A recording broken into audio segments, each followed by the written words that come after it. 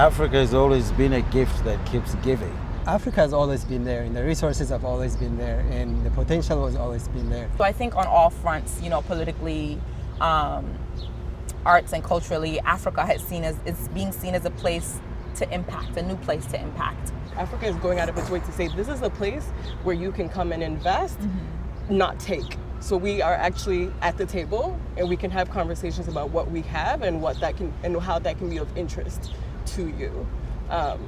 So there's like a rebranding of Africa that's taking place. It's always been open to investments, and the investments are coming in now more than they used to in the past because many other countries are also rising at the same time. More people in Africa now have access to education, access to technology.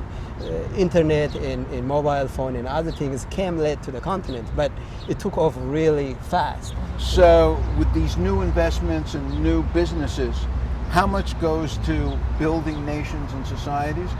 And how much goes back to China, the United States, India, or into the hands of the thieves? I think that our leaders have been so concentrated on receiving access to spaces to build their personal wealth.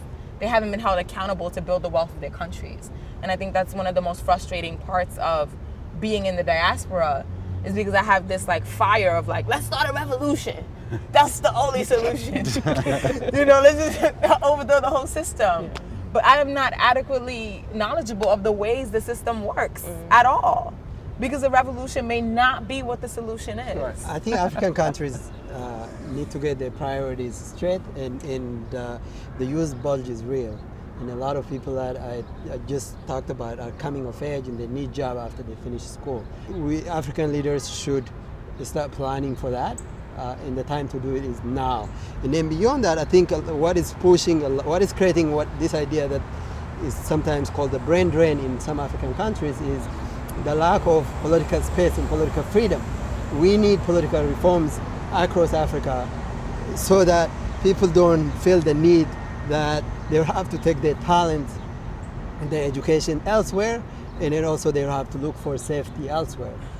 I label this time a renaissance because I genuinely believe that the ideas, the conversations, the stories, and the eruptions both in the diaspora and in Africa are fueling the best of the connections of these stories.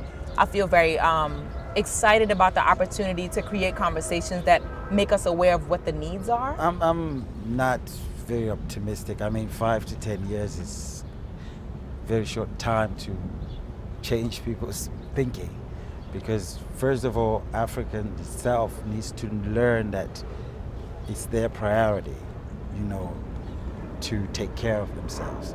So they're gonna have to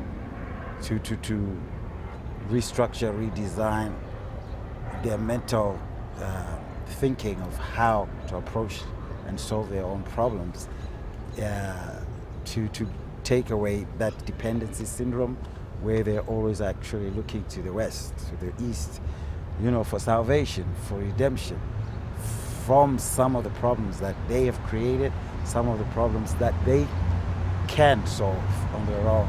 So with the mindset still where it's at, that alone is going to be a struggle. I see a lot of good agitation. I see youth being I think that leaders should do this, so I'm going to continue to hold you accountable to that until I get it. That voice, that speaking, excites me. We have a vibrant radio. I love that we talk about politics, economy, social, cultural things. That excites me. I'm a big fan of planning and forecasting. In order for those 10 to 15 to 20 years that I'm so excited about to come through, now is the time that our leaders need to be looking at what they want our countries to look at genuinely. For me, the crisis is leadership, not African people.